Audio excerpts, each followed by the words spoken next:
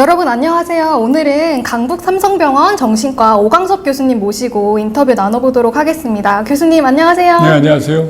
네, 안녕하세요 교수님.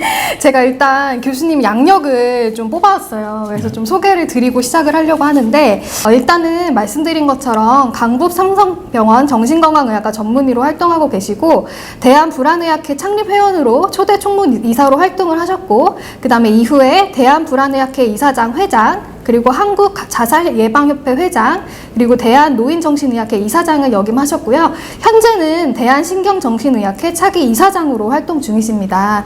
그리고 최초로 불안선별의 날 행사를 주도하셨고, 그리고 1982년에 이시영 박사님이 시작한 대인공포증 클리닉을 이어받아서 현재까지 운영 중이십니다. 교수님 맞을까요? 맞습니다. 네, 교수님. 정말 너무 많은 활동을 하셨고, 그리고 현재 자타공인 불안장애 국내 최고 권위자라고 말씀드릴 수 있을 정도로 굉장히 많은 활동을 하시는 교수님인데 제가 이렇게 만나뵙게 돼서 너무 영광입니다, 교수님. 저도 영광입니다. 네. 그러면 제가 오늘 이렇게 교수님과 이렇게 자리를 하게 됐는데 처음에 제가 이제 교수님께서 불안장애 권위자시기 때문에 먼저 여쭤보고 싶은 게 있어요. 그래서 교수님께서 1990년대부터 일찍이 불안장애에 관심을 갖게 되셨는데 그 이유가 뭔지 좀 궁금합니다. 제가 아까 말씀하신 대로 이시영 박사님께서 1982년에 대인공포 클리닉을 병원에 만드셨어요. 이게 대인공포증이 이제 지금은 사회불안장애라고 부르는데 네. 이 병이 아주 대표적인 불안장애 중에 하나입니다. 그래서 우리 병원에서 이 전국에 있는 대인공포증, 사회불안장애 환자들을 치료하는 그러한 아주 주도적인 역할을 했기 때문에 거기에 제가 일찍부터 참여하게 되었고, 이 1990년대가 그 당시 많은 그 불안장애에 대한 연구들이 새롭게 시작되던 시기였어요. 그러니까 80년대까지는 우울장애 등 기분장애에 대한 연구가 많았다고 한다면 90년대 이후에는 불안장애에 대한 연구들이 집중되었기 때문에 이제 우리 병원에서는 사회불안장애에 대한 연구, 또 다른 뭐 공황장애라든지 이러한 데 연구와 치료가 많이 시작되던 그런 시기입니다. 네네, 그렇구나. 교수님, 그래서 이번에 또 책을 또 내셨습니다. 교수님께서 불안한 마음 괜찮은 걸까라는 책을 내셔서 저도 너무너무 재밌게 읽어봤어요. 그래서 다 읽었는데 이 책을 또 이렇게 집필하게 되신 계기가 좀 궁금한데 어떠세요, 교수님? 네. 제 불안장애 환자들을 계속 치료하다 보니까 정확한 불안에 대한 어떤 정보를 이렇게 전해야 되겠다. 우리가 불안하다는 것은 정상인에게도 어느 정도는 있는 것이고, 네. 또 이 불안이 있어야지 우리가 어떤 일을 할 적에 더 잘할 수도 있습니다. 우리가 어떤 적절한 수행 불안은 어떤 일이나 공부나 이런 걸 운동을 잘하기 위해서 꼭 필요한 것이거든요. 근데 이제 그것이 너무 지나치거나 또 잘못된 것과 관련된 생각들, 행동들 이런 것 때문에 불안이 악화되기 때문에 이제 그런 것에 대한 정확한 정보를 전달하기 위해서 이번에 책을 쓰게 되었습니다. 안 그래도 저도 이제 책을 읽어봤는데 불안장애에 대해서 되게 일목요연하게 좀 자세히 집필이 되어 있더라고요. 그래서 이해를 하는데 굉장히 좀 쉬운 면이 있었던 것 같아요. 네네. 그래서 교수님, 이제 많은 사람들이 좀 궁금해할 것 같아요. 이 정상적으로 아까 말씀하셨듯이 불안한 마음을 가질 수 있는데 이 불안한 마음을 갖는 것과 불안장애라는 병은 어떻게 구분할 수 있는지 그게 좀 궁금합니다. 우리가 하루하루 생활을 하고 또 어떤 일을 수행을 하고 뭐 직장에 나가고 공부를 하고 운동을 할 적에는 어느 정도의 정상적인 불안이 있는 것이고 있어야지 더 잘할 수 있습니다. 왜냐하면 불안하기 때문에 공부를 더 준비를 하고 일할 적에도 어느 정도의 적당한 긴장이 필요하고 운동에도 그런 준비가 필요하기 때문인데요. 그래서 어떤 일을 잘 해나가고 그 어떤 기능을 수행하는데 그 방해가 되지 않는, 오히려 도움이 되면 됐지 방해가 되지 않는 수준의 그러한 불안은 정상적인 불안이라고 보는데 그것이 지나쳐서 너무 긴장하고 또 그로 인해서 오히려 내가 하는 일이나 공부나 운동에 방해가 될 정도의 그러한 불안, 그리고 또 남들은 보통 사람들은 하지 않는 그런 상황에서도 반복적으로 나타나는 불안이라는 것들을 병적인 불안으로 보고 이것을 이제 치료의 대상으로 삼는 것입니다. 그럼 교수님 병원을 찾으면 이거를 다 이렇게 정확하게 진단이 가능한가요? 물론입니다. 이제 다양한 어떤 선별 도구들도 있고 검사 도구를 심리 검사를 통해서 이게 정상적인 불안의 수준인 것인지 누구에게나 있을 수 있는 건지 아니면 이분은 이제 지나쳐서 어떤 병적인 불안 그 중에서도 어떤 불안 장애를 가지고 계신 것인지를 감별할 수 있게 됩니다. 그렇다면 교수님 이 불안 장애 환자는 국내에 좀 얼마나 많은지 또 그 중에서 치료받는 비율은 어떻게 되는지 좀 궁금한데요. 우리나라는 이제 매 5년마다 어떤 정신질환에 대한 통계가 지금 발표가 되고 있는데요. 제일 마지막 발표된 것이 2016년 자료인데 그 자료에 따르면 불안장애를 현재 1년 동안 갖고 있는 그 수가 약 220여만 명, 우리나라 인구로. 네. 적지 않은 수죠. 네.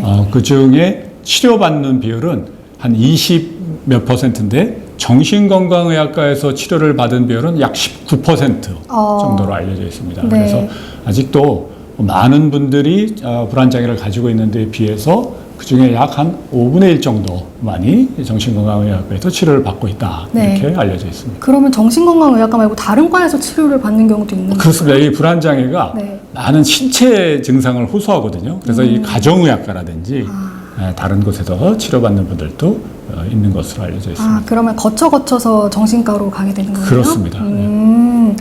그래서 교수님, 그 불안장애 환자는 주로 어떤 계기로 좀 병원을 찾게 되는지 좀 궁금한데요.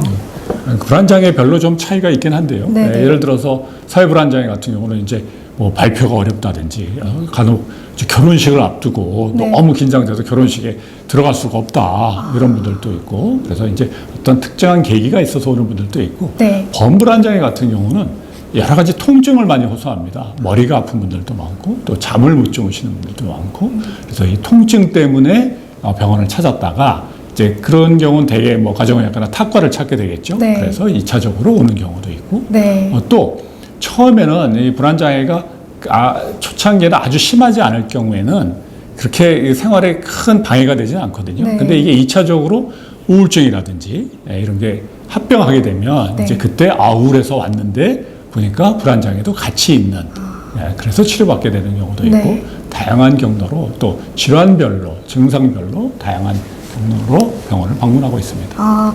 방금 교수님께서 말씀해 주셔서 궁금했는데 불안장애 환자가 다른 뭐 우울증이나 뭐 다른 정신과적 질환을 함께 동반하는 경우도 많이 있나요? 상당히 많습니다.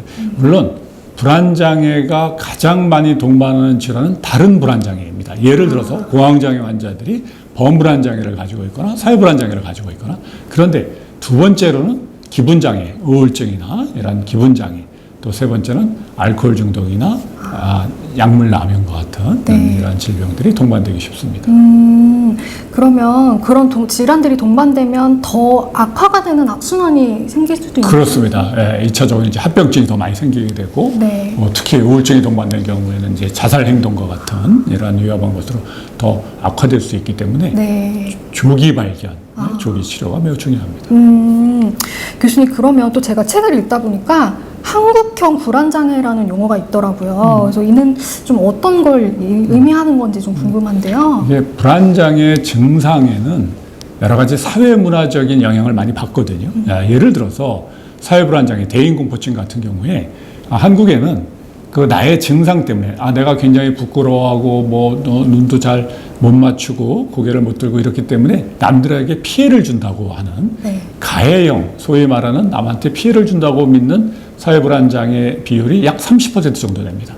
그런데 서양에는 그런 사례가 아주 특별한 사례로 보고될 정도로 드물거든요.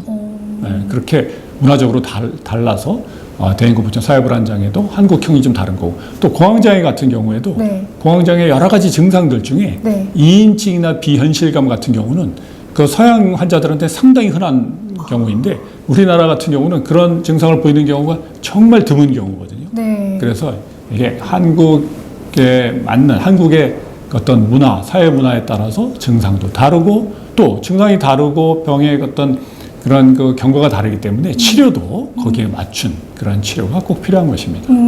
교수님 방금 2인칭이라고 하셨던 것 같은데 2인칭 느낌 어떤 걸? 네, 그러니까 인증은 나 같지가 않은 거예요.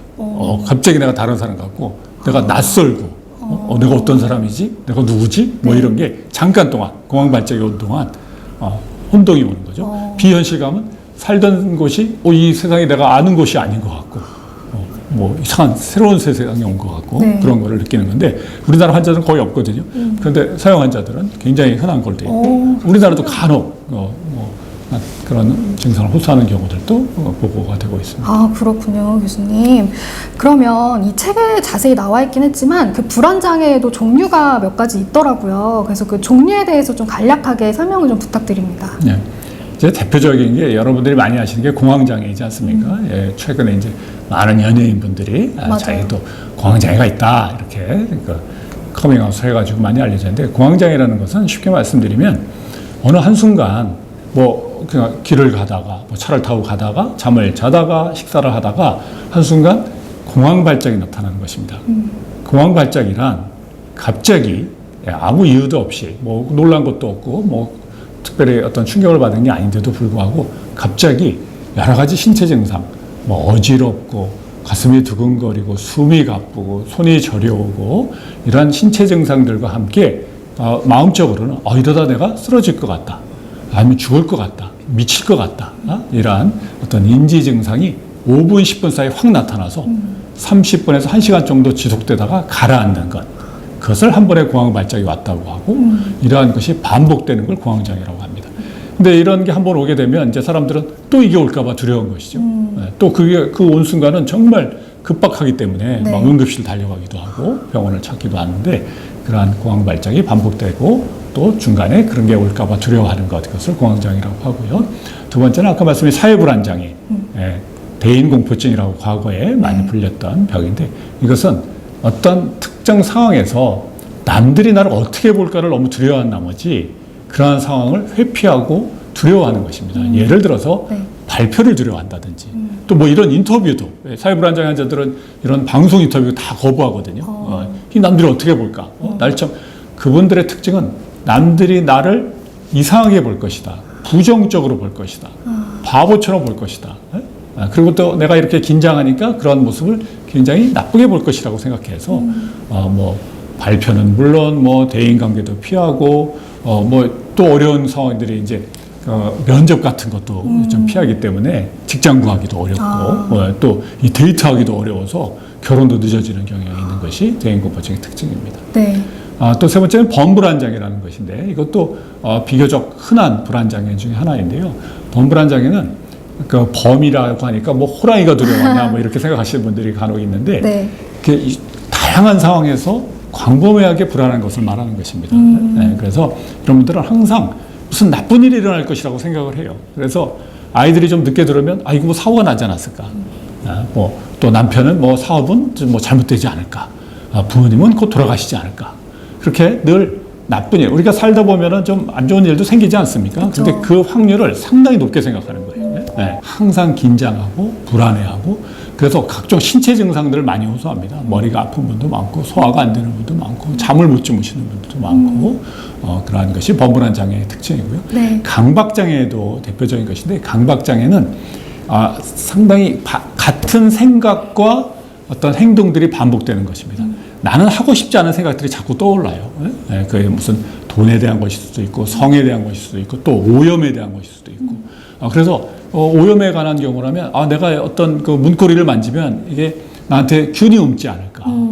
그래서 그것도 만지기가 어렵고 또 만지면은 이러한 불안을 씻어내기 위해서 반복적으로 손을 씻어야 돼. 또 나쁜 생각이 들면은 또 나름대로 어떤 의식을 만들어요. 내가 저 뭐 하늘을 바라보고 뭐 3번 고개를 끄덕거리면 이 불안이 사라진다든지. 또 뭐 우리 영화에도 많이 나오지만 무슨 길을 가면서 어떤 줄을 밟지 않고 건너야지. 줄을 밟으면 나에게 나쁜 일이 생기기 때문에 그걸 이렇게 퐁창퐁창 뛰어다니기도 하고 그러한 반복적인 그런 불안과 관련된 생각과 행동이 반복되는 것을 강박장애라고 하고 또 하나 이제 대표적인 것이 외상후 스트레스 장애라는 것인데 외상후 스트레스 장애라고 하는 것은 우리나라에도 이게 적지 않습니다. 우리나라에도 다양한 사고 이런 것들이 많기 때문에 이것은 정말 충격적인 사건이나 사고를 경험한 이후에 예를 들어서 내가 죽을 뻔한 예를 들어 교통사고에서 내가 죽을 뻔했다. 뭐 불이 나서 죽을 뻔했다. 뭐 이런 그러한 경험을 한 다음에 극도로 신경이 예민한 나머지 깜짝깜짝 놀래기도 하고 또 뭐 사람이 멍해지기도 하고 불안 때문에 잠을 못 자고 악몽을 꾸고 또 자꾸 그 사건이 그 머릿속에 떠오르고 눈앞에 보이는 것 같고 그래가지고 생활이 어려운 것을 말하는 것입니다. 그러니까 아까 말씀하셨듯이 이 지금 대표적으로 5종을 말씀해 주셨는데 이게 섞어서 나타날 수도 있다는 말씀이시죠? 물론이죠. 네, 공황장애 있는 사람 범불안장애를 같이 가지고 있기도 하고 사회 불안장애만 갖고 있다가 공황장애가 오기도 하고 이런 식으로 다양하게 두세 개가 같이 있는 경우도 매우 흔합니다. 아, 그러면 교수님 이 종류 중에 가장 흔한 건 혹시 어떤 건가요? 5가지만 놓고 보면 네. 비슷합니다. 이 비율이 비슷한데 가장 많은 순으로 보면 평생 가장 많은 것은 특정공포증이 가장 많고 그 다음에 범불안장애, 사회불안장애, 외상후 스트레스 장애의 순인데 네. 1년 시점만 놓고 보면 네. 특정공포증이 가장 많고 범불안장애, 사회불안장애, 외상후 스트레스 장애가 비슷한 걸로 그 비율이 비슷한 것으로 보고되고 있습니다. 아, 그렇군요, 교수님. 그럼 이제 자세하게 설명을 해주셨는데 좀 이걸 단순화해서 하자면 혹시 그러면은 좀 어떤 경우에 내가 불안장애를 의심해야 하는 걸까라고 하면 어떤 경우라고 좀 쉽게 설명을 해주실 수 있을까요? 질병별로 좀 차이가 있긴 하죠. 예를 들어서 뭐 사회불안장애 같은 경우는 어떤 그런 특정한 상황, 뭐 발표한다든지, 뭐 면접을 해야 된다든지, 또 어디 그 데이트를 해야 된다든지 이런 특정한 상황에서 그것을 너무 불안이 극도로 심한 나머지 그것을 할 수 없고 회피하고 또 그것 때문에 뭐 직장도 못 구하고 또 발표를 못 하니까 회사에서도 계속 문제가 생기고 어떤 자신의 어떤 생활이나 기능에 심각한 저해가 오는 경우에는 반드시 검사를 받고 치료를 받아야 됩니다. 범불안장애 좀 다르긴 한데 범불안장애 환자들은 사실은 보통 내가 좀 예민해서 그래 이런 경우는 범불안장애 환자들이 병원을 찾는데 굉장히 오래 걸린다고 하거든요. 네. 단순히 그러한 긴장 때문에 뭐 잠을 못 자고 머리가 아프고 소화가 안 되고 이런 신체 증상이 많아서 뭐 내과라든지 가정의학과에서 치료를 받다가 거기서 이제 정신건강의학과로 의뢰되는 경우가 많은 것이라서 본인들이 잘 모르고 있는데 범불안장애 같은 경우에 제가 꼭 드리고 싶은 말씀은 특별히 어떤 검사에서 이상 소견이 없는데도 불구하고 여러 가지 통증이 관련된 통증, 두통이라든지 복통이라든지 이런 통증이 흔한 그러한 증상들을 오래 지속되고 있다면 한 번쯤 그런 정신건강의학과에서 범불안장애 진단을 받아보는 것이 꼭 필요한 거고요. 그 외에 뭐 강박장애, 외상후 스트레스 장애, 외상후 스트레스 장애는 특정한 사건이 있었기 때문에 그 사건 이후에 정말 우리가 잠도 자기 어렵고 놀라고 불안하고 무섭고 공포스럽고 이런 경우는 이제 병원을 찾아야 되는 거고 강박장애도 많은 사람들이 사실은 강박적인 성격하고 좀 구별이 어려운 경우가 있거든요. 이 강박적인 성격이라는 것은 굉장히 완벽주의적인 성격이에요. 이 전문가들한테 많습니다. 그래서 어떤 사람들은 자신의 어떤 강박적인 성격 때문에 더 자기 분야에서 더 잘하고 더 전문가가 되고 성공할 수도 있어요.